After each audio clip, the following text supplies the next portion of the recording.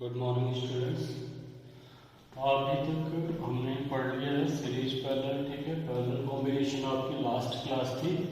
आज हम पढ़ने वाले हैं heating effect of electric current. Okay, जब भी किसी कंडक्टर से करंट फ्लो करता है तो उस करंट के फ्लो होने की वजह से कंडक्टर में हीट प्रोड्यूस होती है। जैसा आप जानते हो करंट के तीन इफेक्ट होते हैं। करंट का हीटिंग इफेक्ट होता है, हीटिंग इफेक्ट। करंट का मैग्नेटिक इफेक्ट होता है, magnetic effect and chemical effect. Chemical effect आप क्लास 8th में केमिकल इफेक्ट के बारे में, इलेक्ट्रोलाइट्स और ये सारी चीज़ें से रिलेटेड थोड़ी सी स्टडीज कर लिए हो। केमिकल इफेक्ट के बारे में भी थोड़ा सा जानते हो। जब भी करंट किसी इलेक्ट्रोलाइट से फ्लो करता है तो उससे रिलेटेड फिनोमेनास आप थोड़ा बहुत पढ़ के आए। ओके, मैग्नेटिक इफेक्ट आपको अगले चैप्टर में पढ़ना है, मैग्नेटिज्म में। And now here we are going to learn about the heating effect of electric current. That means whenever there is flow of current in a conductor, in a resistance, ठीक है, what happens to the conductor? ये हमारा question है कि जब भी किसी conductor में करंट फ्लो करता है तो उसमें क्या होता है करंट के फ्लो होने की वजह से। उससे रिलेटेड तीन इफेक्ट हैं, जिसमें से मेनली अभी हम कौन सा पढ़ने वाले हैं, उसका हीटिंग इफेक्ट, ठीक है, पढ़ने वाले हैं। चलिए, इसमें हम हेडिंग करते हैं heating effect of electric current. heating effect of electric current. Okay, heating effect of electric current, heating effect of electric current, ये हमारी आज की हेडिंग होगी, heating effect of electric current. Okay, इसमें आप लिखिए a part of the source energy is used, a part of the source energy, a part of the source energy, sorry, please wait.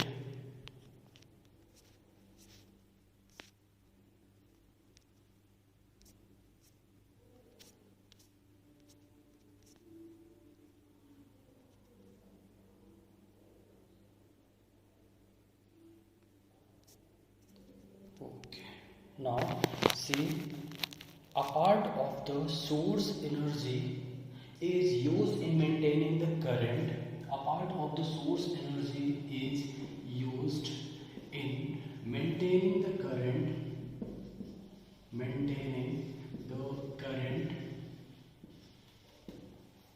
A part of the source energy is used in maintaining the current across the device, across the device. ये आप क्या लिखना चाहते हो, क्या आप लिख रहे हो, ठीक है। आपको बताना है कि जो भी इलेक्ट्रिकल एनर्जी हम यूज करते हैं उसका सम पार्ट करंट मेंटेन करने के लिए यूटिलाइज हो जाता है, किसमें, सर्किट में, कंडक्टर की अक्रॉस, ठीक है, यूटिलाइज हो जाता है। मतलब, ठीक है, देखिए हो क्या रहा है एक्चुअली, आप, ठीक है, electrical devices, electrical conductors use कर रहे हो। इलेक्ट्रिक बल्ब हो गया, इलेक्ट्रिक फैन हो गया, रेफ्रिजरेटर हो गया, कूलर हो गया, एयर कंडीशनर हो गया, इलेक्ट्रिक आयरन हो गया। ऑल दीज डिवाइसेस जिसमें आप इलेक्ट्रिकल एनर्जी, इलेक्ट्रिसिटी जिसमें आप यूज कर रहे हो, उसका सम पार्ट करंट मेंटेन करने के लिए यूटिलाइज होता है। But rest of the electrical energy may be expended, rest of the electrical energy, मेरे साथ आप नोट्स भी बनाते चलोगे। rest of the electrical energy,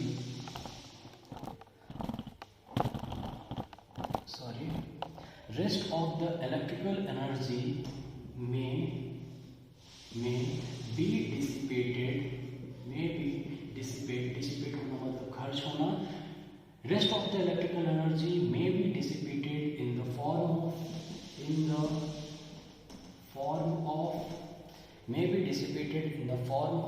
heat, आपको क्या कहना है कि जो भी हम इलेक्ट्रिकल एनर्जी यूज करते हैं उसका सम पार्ट किस में यूटिलाइज हो जाता है, उसका सम पार्ट यूटिलाइज हो जाता है सर्किट में करंट मेंटेन करने के लिए, एंड द रेस्ट पार्ट हो सकता है हीट के फॉर्म में, ठीक है, कन्वर्ट हो जाता है।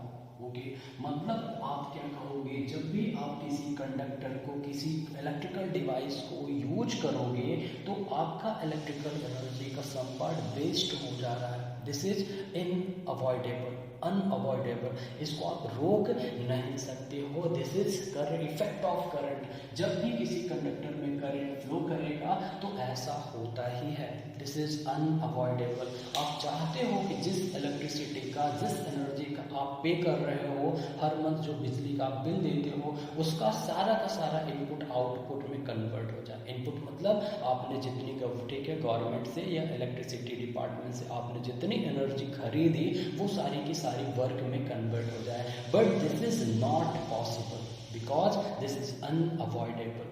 फ्रिक्शन जानते हो ना, जब भी कोई भी दो फ्रिक्स, ठीक है, सरफेस कांटेक्ट में आती हैं तो जरूर उनके बीच में, ठीक है, फ्रिक्शन क्रिएट होता है जो कि आपकी मैकेनिकल एनर्जी का सम पार्ट वेस्ट कर देता है।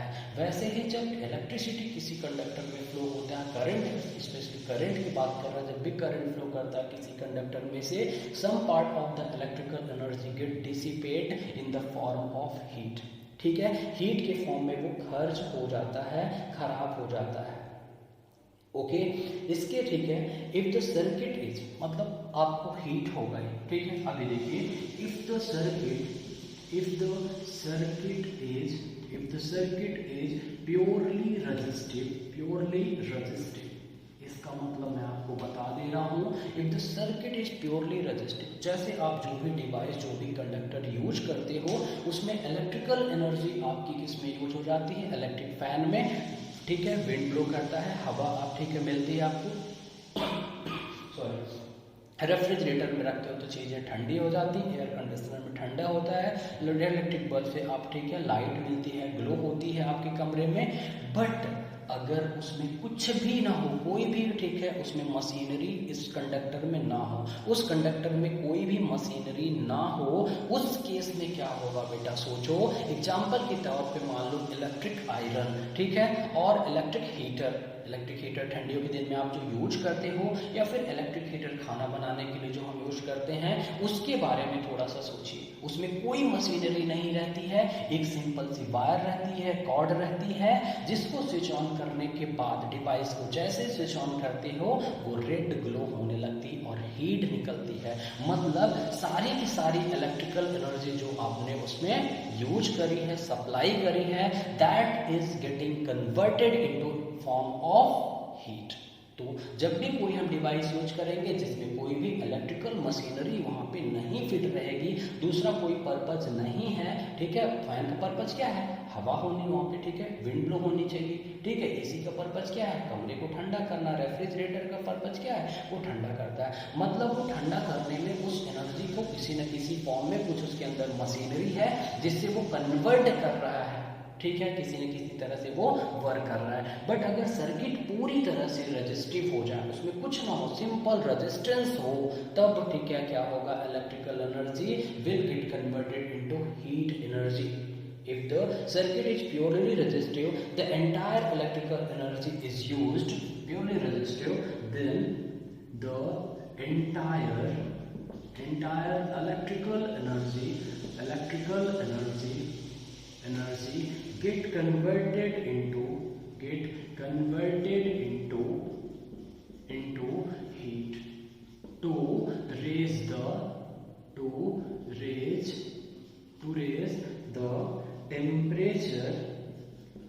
the temperature of the conductor। इसी वजह से मतलब हो क्या रहा है, वो जो टोटल इलेक्ट्रिकल एनर्जी आप सप्लाई कर रहे हो, आप, ठीक है, सप्लाई कर रहे हो जो total electrical energy, that get converted into form of heat, that electrical energy gate converted into heat. इसी की वजह से वो रेड ग्लो होता है इलेक्ट्रिक आयरन का पर्पज। मतलब ये है क्या, ये अनअवॉइडेबल है, आप इसको खत्म नहीं कर सकते हो, इसको हटा नहीं सकते हो, ये करंट की प्रॉपर्टी है, बट इसका कहीं ना कहीं यूटिलाइज कर सकते हो, किसी न किसी फॉर्म में यूज कर सकते हो। इलेक्ट्रिक बल्ब में क्या होता है, एक पतली सी फिलामेंट रहती है जो रेड ग्लो करती है और उसकी वजह से ठीक लाइट निकलती है जिसको आप यूज करते हो। इलेक्ट्रिक आयरन में क्या होता है, एक हीटिंग डिवाइस, एक मेटल प्लेट लगी रहती है जो गर्म होती है और उससे आप कपड़ों को प्रेस कर सकते हो। समझ रहे हो?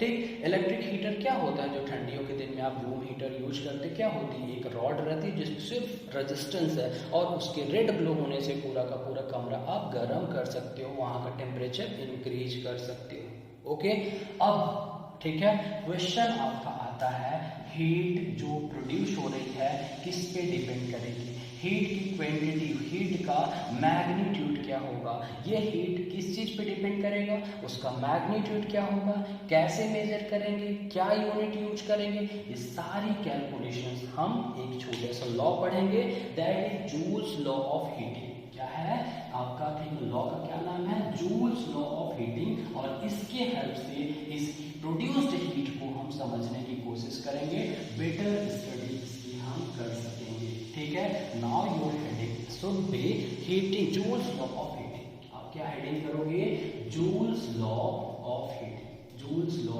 Of heating. ओके बेटा, एक एक करके ऐसे करके ये टॉपिक बस आपकी लगभग 1 या 2 क्लास में और खत्म होने वाली है। उससे पहले एनसीईआरटी के सारे क्वेश्चन आपको सॉल्व करना है। क्वेश्चन नंबर, पेज नंबर के साथ आप मुझे बता सकते हैं कि मुझे इस पेज नंबर में पर्टिकुलर इस क्वेश्चन में डाउट है। ठीक है, उसको हम वीडियो के समय सॉल्व करेंगे। चैप्टर कंप्लीट होने के बाद एक वीडियो में हम सिर्फ और सिर्फ कवर करेंगे न्यूमेरिकल। सारे क्वेश्चन मैं आपको सॉल्व करके दिखाऊंगा कैसे सॉल्व करना है। ठीक है बेटा,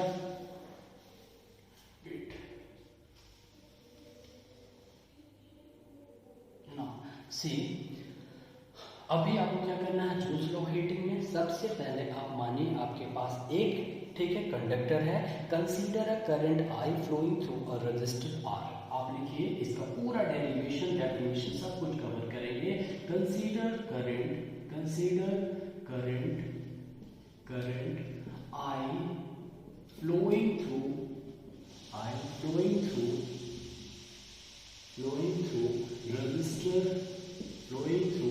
रेजिस्टर आर। मानते हैं कि हमारे पास एक रेजिस्टर है जिसमें करंट आई फ्लो कर रही है। Let potential difference across the ends is V। Let potential difference across the ends of the conductor, potential difference across the ends of the conductor is V volt। Okay, हम मानते हैं कि potential difference V volt इसमें apply किया गया है। Let T be the time during which charge Q, let T be the time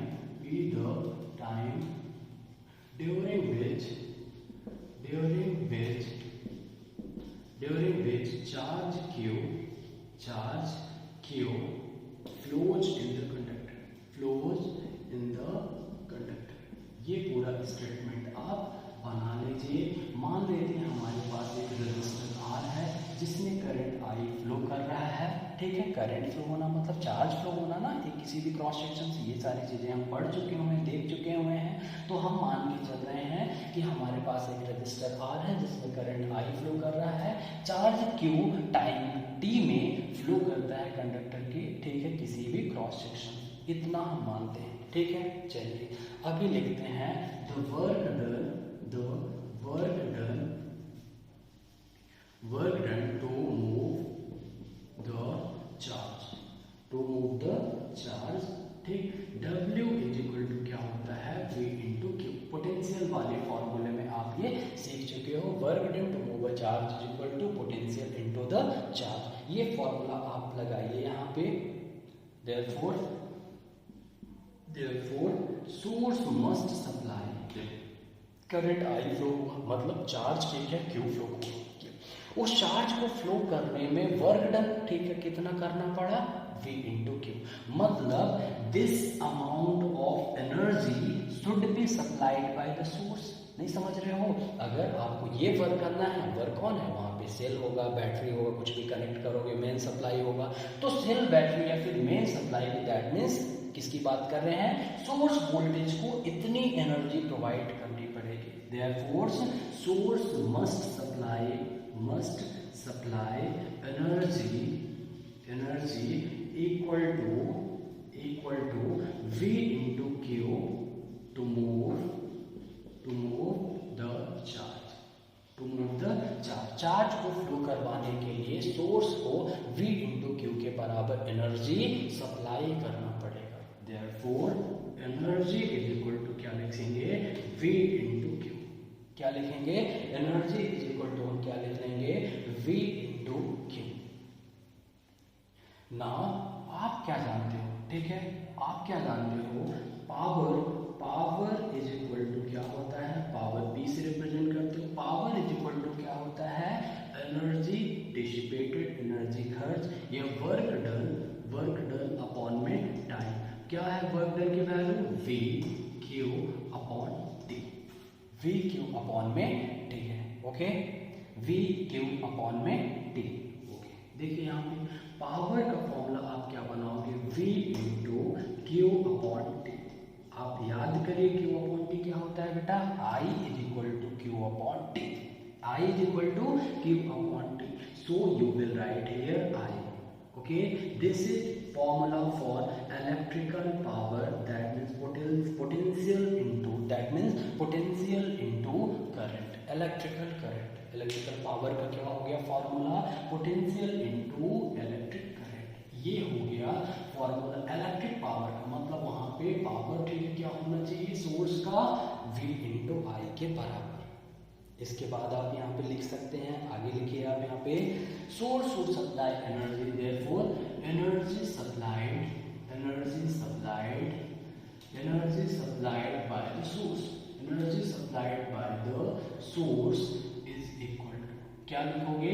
power into time. Power का formula क्या है? वर्क डन अपॉन टाइम, तो T यहाँ मल्टीप्लाई कर दीजिए, वर्क डन होगा। वर्क डन ही किसके बराबर है? Energy supplied by the source, तो आप यहाँ पे क्या लिखोगे? Power into time. ठीक है, एनर्जी क्या लिखोगे? पावर इनटू टाइम, तो VI और इनटू टाइम ये हो गई एनर्जी VIT। इतना लिख लीजिए आप। इसके बाद आप थोड़ा सा समझिए, ये जो सोर्स एनर्जी सप्लाई किया है इक्वल टू VIT, ये किस फॉर्म में यूज हुआ है बेटा? आपने लिखा है कि in case of purely resistive circuit the energy supplied by the source gate converted into heat. Therefore आप यहाँ पे लिखिए, देयरफॉर ठीक है, यहाँ पे लिखिए this energy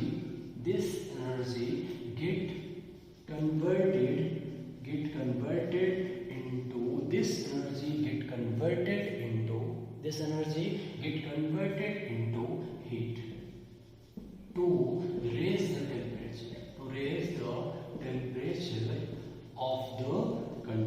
temperature of the conductor। इतना लिखना है। Therefore heat is equal to VIT।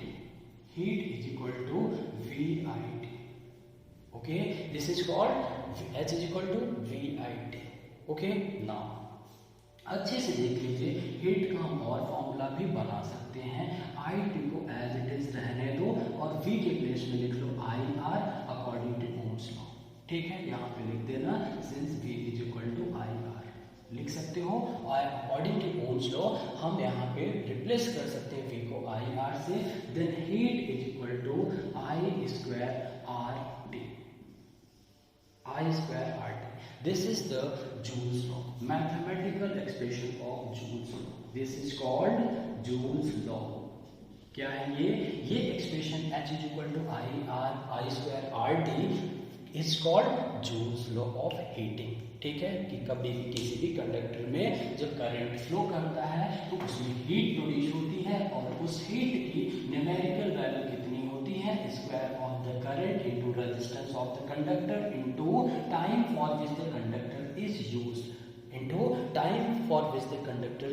Used. Now now क्या लिखोगे, दिस एक्सप्रेशन इज कॉल्ड, इसके बाद लिखना बेटा, इसके बाद लिखना is called Joule's law of heating, Joule's law of heating. Okay, according to this law,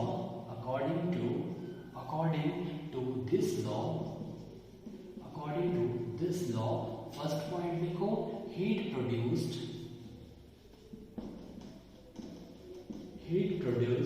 is directly proportional, ठीक, क्या लिखोगे, heat produced is directly proportional to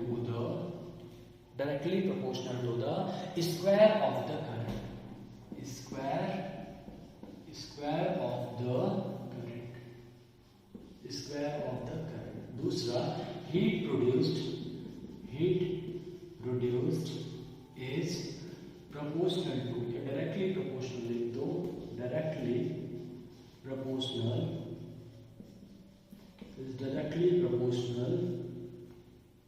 heat produced is directly proportional to the resistance of the conductor,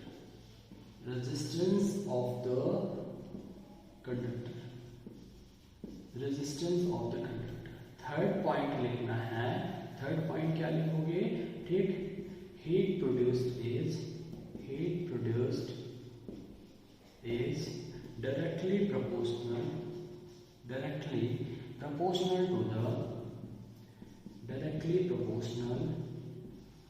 to the time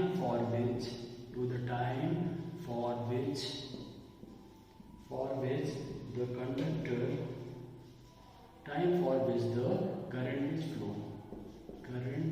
is flow, or device is used. मतलब जितनी देर के लिए current flow हुई, या जितनी देर के लिए करंट कंडक्टर को डिवाइस को यूज किया गया, जितनी देर के लिए करंट फ्लो हुई या जितनी देर के लिए कंडक्टर को यूज किया गया, उस टाइम के भी डायरेक्टली प्रोपोर्शनल है. ओके, मतलब मैं कहना चाहता हूँ यहाँ पे H is proportional to I square, ठीक है, यहाँ पे कहना चाहता हूँ H प्रोपोर्शनल टू रेजिस्टेंस, यहाँ पे कहना चाहता हूँ H is proportional to time for which the conductor is used. ये 3 पॉइंट सिंपल से लिखोगे तो बड़ी बड़ी सी लाइंस हो जाती हैं, लेकिन मैथमेटिकली तो ये एक छोटी छोटी सी बातें ही हैं. ओके, तो ये होता है जूल्स लॉ ऑफ हीटिंग, कि किसी भी कंडक्टर में जब करंट फ्लो करता है तो उसमें हीट जनरेट होती है, हीट प्रोड्यूस होती है, and this is unavoidable property of the conductor, that means whenever there is flow of current in the conductor, heat get produce. And कहाँ से होती है, ये होती है इलेक्ट्रिकल एनर्जी का सम पार्ट हीट में कन्वर्ट हो जाता है. But if the circuit is purely resistive, then the total electrical energy used get converted into the heat energy, and expression for the heat energy is H is equal to I square RT, which we have already written. Okay, now we are moving to another formula for the heating effect of electric. सब कुछ Ohm's law से ही derive करते हो, सारी चीजें Ohm's law से इसमें derive हो रही हैं, अलग कुछ नहीं है. फर्स्टली आपने देखा H is equal to VIT, H is equal to आपने कन्वर्ट कर लिया I square RT, ये है, ठीक है. दूसरा एक और फॉर्मूला देखिए इसके लिए, H is equal to V को और T को रहने दीजिए, इस I को रिप्लेस कर दीजिए, I के प्लेस में V अपॉन R लिख दीजिए. कहाँ से, यहाँ पे लिख देना, since V is equal to I R, again Ohm's law, ठीक. आप I को कैसे रिप्लेस कर सकते हो, V upon R. Then the another formula for heat produced will be V square upon R into T. This is another formula. Okay, अब आप याद रखना, इसको यूज करना पैरेलल कॉम्बिनेशन में, पैरेलल कॉम्बिनेशन के लिए, किसका, पैरेलल कॉम्बिनेशन ऑफ रेजिस्टर्स. इसको यूज करना सीरीज कॉम्बिनेशन में, सीरीज कॉम्बिनेशन के न्यूमेरिकल सॉल्व करते समय इसको यूज करना. इसको सॉल्व करने के लिए मैं एक न्यूमेरिकल लेके आपको बता दूंगा. You have to be very careful using this formula, ठीक है. आपको पता होना चाहिए V किसका है, I किसका है. टाइम की बात छोड़ो, टाइम आप ठीक है आइडेंटिफाई कर लोगे, बट ठीक है, सीरीज है कि पैरेलल है। By knowing this the combination of the circuit you have to use this formula whether it is series combination और द पैरेलल कॉम्बिनेशन। ठीक है, सीरीज कॉम्बिनेशन में I square RT and the parallel combination V square upon R into T। यहाँ पे इस parallel combination में voltage constant होता है इसलिए हम लोग वोल्टेज बस यूज कर रहे हैं, और सीरीज कॉम्बिनेशन में करंट कांस्टेंट होता है इसलिए हम लोग यहाँ पे करंट बस यूज कर रहे हैं। टाइम जो इतनी देर के लिए यूज कर रहे हैं, अंडरस्टूड है। रेजिस्टेंस ऑफ द कंडक्टर, ठीक है, पर्टिकुलर केस में जिसको यूज कर रहे हो उसका फिक्स है। वोल्टेज और करंट चेंज होता है, then we will fix that the voltage is constant और the current is constant whether the circuit is series और पैरेलल। ओके, नाउ अब हमको आगे थोड़ा सा देखना है, थोड़ा सा पढ़ना है इसके बारे में, और ठीक इसके कुछ प्रैक्टिकल एप्लीकेशंस भी होते हैं। ठीक है, प्रैक्टिकल एप्लीकेशंस भी इसके होते हैं। थोड़ा सा नहीं, हम इस टॉपिक में जाने से पहले हम इससे बेटर है हम यहाँ पे इलेक्ट्रिक पावर की भी बात कर लेते हैं, उनका डेफिनेशंस, ठीक, थोड़ा सा यूनिट, ये सारी चीज़ें डिस्कस कर लेते हैं। अभी आप लिख लो electric power, Joule's of heating is now complete. इसके बारे में 3 पॉइंट आपका सफिशिएंट है। इलेक्ट्रिक पावर, ठीक है, आपने पिछले साल भी पावर पढ़ा था 9th क्लास में, चैप्टर का नाम था work power energy, but that was which mechanical power, that was mechanical power. Okay, आप क्या डिफाइन करोगे? इट इज डिफाइंड एज, ठीक है, फर्स्ट पॉइंट लिखो, एनर्जी कंज्यूम्ड पर यूनिट टाइम, ठीक। दूसरा यहाँ पे लिख लो एनर्जी डिसिपेटेड पर यूनिट टाइम, और यहाँ लिख देना, क्योंकि ये तीनों ही डेफिनेशन, आप कुछ भी तीनों में से एक बोल देना, ये तीनों ही डेफिनेशन, और तीसरी डेफिनेशन भी इसकी यूज कर सकते हो आप, इलेक्ट्रिकल वर्क डन, या फिर it is defined as work done per unit time, समझ रहे हो? इलेक्ट्रिकल वर्क, तीनों में से कोई सी भी लिख दो, तीनों ही सही है। ठीक है, मतलब कहना चाहता हूँ आपसे कि इलेक्ट्रिकल पावर क्या होगा, आपने कितनी एनर्जी कंज्यूम करी। ठीक है, कोई भी डिवाइस जब चल रहा है, electric fan, electric motor, electric bulb, जब वो वर्किंग स्टेट में है तो इलेक्ट्रिकल एनर्जी को यूटिलाइज कर रहा है, तो आपको एनर्जी कंज्यूम कर रहा है। एनर्जी किस रेट से कंज्यूम कर रहा है, दैट इज पावर। एनर्जी किस रेट से खर्च कर रहा है, आपको एनर्जी भी तो वो डिवाइस दे रहा है, आपके लिए वर्क करके दे रहा है ना, आपकी चीज़ें ठंडी कर रहा है, रूम ठंडा कर रहा है, रूम को गर्म कर रहा है, जो भी डिवाइस है तो उसका पावर क्या होगा, वो एनर्जी किस रेट से डिसिपेट कर रहा है, किस रेट से खर्च कर रहा है, या वो किस रेट से वर्क कर रहा है। तो आप कुछ भी बोल सकते हैं कि इलेक्ट्रिकल पावर होगा। पावर का फॉर्मूला अभी आप जूल्स लॉ के डेरिवेशन में देख लियो हो, P = VI होता है पावर। ठीक, इसी में आप कर दो, V के प्लेस में IR लिख दो और इंटू I, तो ये क्या बन जाएगा, I²R। ठीक, P के, ठीक है, यहाँ V को रहने दो, I के प्लेस में R, ठीक है, क्या लिख दो, V/R, कहाँ से, ओम्स लॉ से। तो ये क्या बन जाएगा, पावर का फॉर्मूला V²/R। समझे? इसको कहाँ पे यूज करोगे, इसको सीरीज में यूज करना, इसको पैरेलल कॉम्बिनेशन में यूज करना, जबकि हम लोग सॉल्व करते रहेंगे न्यूमेरिकल्स पैरेलल में यूज करना। इसके लिए केयरफुल रहना, जैसे कि हीट में बताया हूँ, bye knowing the exact values of the V and I, किसका V, वो सब कुछ नॉलेज होने के बाद तो इसको यूज करोगे तो दिक्कत फ्री कर सकते हो, प्रॉब्लम कर सकते हो। मैं आपके पास टुडे कुछ क्वेश्चंस करवाऊंगा, then I will discuss all this, but right now series के लिए आप ये यूज करो, पैरेलल के लिए ये, दोनों ही सही हैं। इस केस में करंट कांस्टेंट होता है सर्किट में, इस फॉर्मूले में, और इस केस में, ठीक है, रेजिस्ट क्या, वोल्टेज कांस्टेंट होता है। अब कंफ्यूज मत करना कि पावर डायरेक्टली प्रोपोर्शनल है रेजिस्टेंस के, या पावर इनवर्सली प्रोपोर्शनल है रेजिस्टेंस के। पावर दोनों ही है, डायरेक्टली प्रोपोर्शनल भी है, इनवर्सली प्रोपोर्शनल भी है। कैसे? दोनों नहीं सही हो सकते। किसी भी फिजिकल क्वांटिटीज के लिए ऐसा नहीं हो सकता कि उन दो क्वांटिटीज में कुछ ऐसा रिलेशन हो, बट यहाँ पे आपको मैं बता रहा हूँ, power is directly proportional to resistance keeping the current constant in this circuit, series circuit. Power is inversely proportional to resistance of the circuit keeping the voltage constant, that means in parallel circuit, parallel combination. आपको क्या बताना है, power और resistance का directly proportional भी सही है, inversely proportional भी रेशियो सही है, keeping the values of I and V understood. उनको पता होना चाहिए आपको कि जब रेजिस्टेंस ठीक है सॉरी करंट कांस्टेंट होगा तो डायरेक्टली प्रोपोर्शनल, जब वोल्टेज कांस्टेंट होगा थ्रू आउट द सर्किट तब रेजिस्टेंस इनवर्सली प्रोपोर्शनल। ओके, ये चीज आपको ध्यान रखना है। ठीक, पावर की यूनिट की बात कर लेते हैं। ये कैसी क्वांटिटी होती है, ये स्केलर क्वांटिटी होती है। ओके, ये क्या होता है, स्केलर क्वांटिटी। उसके बाद यूनिट की बात करें तो यूनिट क्या होनी चाहिए, वी आई। वी आई मतलब वोल्ट एम्पियर, क्या होना चाहिए, वोल्ट एम्पियर, जिसको वी आई आप लिख सकते हो, सॉरी वी एम्पियर ए से रिप्रेजेंट किया जाता है। इसी को शॉर्ट में क्या कहते हैं, वॉट कहते हैं। ठीक है, इसको क्या कहते हैं, वॉट, कैपिटल डब्ल्यू से रिप्रेजेंट करते हो।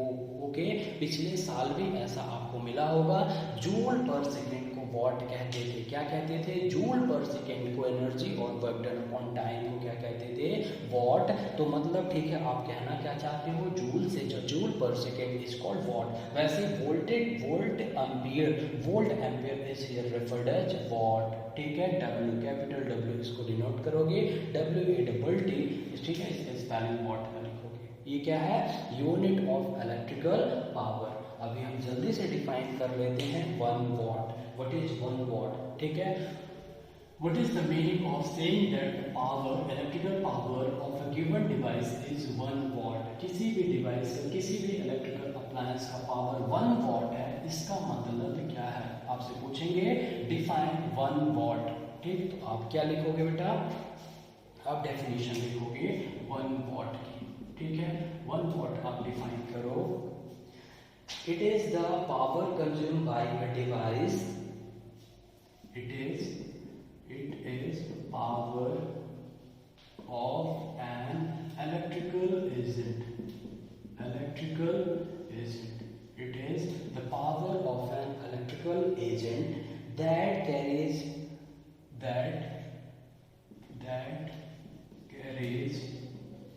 a current of 1 ampere. That carries a current of 1 ampere when operated at 1 ampere, when operated at a potential difference of 1 volt. ठीक है, पोटेंशियल डिफरेंस ऑफ 1 वोल्ट, ये लिखना है बेटा। कैसे, पावर इज इक्वल टू लिखते हो वी आई, तो क्या लिखो, let V is equal to 1 volt. ठीक, I is equal to 1 ampere, मतलब पावर कितना हो जाएगा, 1 वोल्ट एम्पियर। ठीक है, यहाँ पे रख दोगे वैल्यू इन दोनों की, 1 वोल्ट एम्पियर मतलब 1 वॉट। ठीक, पावर 1 वॉट कहलाएगा। तो किसी भी इलेक्ट्रिकल एजेंट का, इलेक्ट्रिकल डिवाइस का जिसमें करंट 1 एम्पियर की फ्लो करे और उसको 1 वोल्ट से जब ठीक है कनेक्ट किया गया है, 1 वोल्ट पे जब उसको ऑपरेट कर रहे हो, अगर उसमें 1 एम्पियर की करंट डेवलप होती, फ्लो होती है, प्रोड्यूस होती है, चल रही है, तो उस समय उस एजेंट का पावर 1 वॉट कहलाएगा। ठीक है, नेक्स्ट थोड़ा सा एक पार्ट इसमें और देख लेते हैं। ठीक है, इलेक्ट्रिकल एनर्जी की यूनिट। इलेक्ट्रिकल एनर्जी की यूनिट क्या होती है, जूल। कोई भी हीट एनर्जी हो, इलेक्ट्रिकल एनर्जी हो, ठीक है, कोई भी आप एनर्जी की बात कर रहे हो, मैकेनिकल एनर्जी हो, ठीक, हर जगह यूनिट की आप एनर्जी की यूनिट क्या देखोगे, जूल देखोगे। लेकिन joule is very smaller unit of energy. Joule is a small unit of energy. तो आप तो एनर्जी बहुत सारी यूज करते हो, घरों में कितने सारे इलेक्ट्रिकल डिवाइसेस दिन भर ठीक है वो काम करते हैं, टीवी दिन भर चल रही, रेफ्रिजरेटर, कूलर, वॉशिंग मशीन, सब कितना यूज करते हो हर दिन, ठीक है, बहुत ज़्यादा यूज करते हो। तो हमें एक बिगर यूनिट ऑफ एनर्जी की ज़रूरत है, जिसको मैं क्या कह रहा हूँ, commercial unit of energy. Commercial unit of energy, commercial unit of energy. Okay, commercial unit of energy क्या होती है, KWH। पिछले साल भी आपने पढ़ रखा हुआ है, ठीक है, क्या लिखोगे, स्मॉल के capital W small h, kWh इसी को क्या कहते हैं, यूनिट कहते हैं, is called commercial unit of energy, commercial unit of energy, unit of energy, kWh क्या कहते हैं, कॉमर्शियल यूनिट ऑफ एनर्जी कहते हैं। एंड ठीक है, अब ये kWh क्या है, K for kilo, W watt, H hour, तो पावर इनटू टाइम को तो वैसे ही एनर्जी कहते हैं, तो आप क्या लिखोगे 1 kWh इज इक्वल टू, ठीक है, 1 kWh is equal to K for kilo 1000, ठीक। उसके बाद W फॉर, W क्या होता है, जूल अपॉन में सेकेंड, अभी बताया ना, जूल पर सेकेंड को क्या कहते हो, जूल पर सेकेंड को क्या कहते हैं, वॉट कहते हो, और R, R मतलब 1 R लिख लेते हैं, is equal to 1000 into joule upon second into, इसको हम सेकेंड में कन्वर्ट करना चाहते हैं तो 1 घंटे में 60 इंटू 60 कर दोगे तो ये क्या हो जाएगा, सेकेंड में कन्वर्ट हो जाएगा। कैसे, 1 घंटे को 60 से मल्टीप्लाई करो मिनट, और फिर और एक 60 से मल्टीप्लाई कर दो तो सेकेंड, अब ये सेकेंड सेकेंड कैंसिल, ये बन जाएगा 3.6 इंटू 10⁶ जूल, मतलब 1 यूनिट बराबर कितना होता है, 1 kWh, 1 kWh, 1 kWh is equal to 3.6 into 10⁶ joule. ये है relation commercial unit of energy.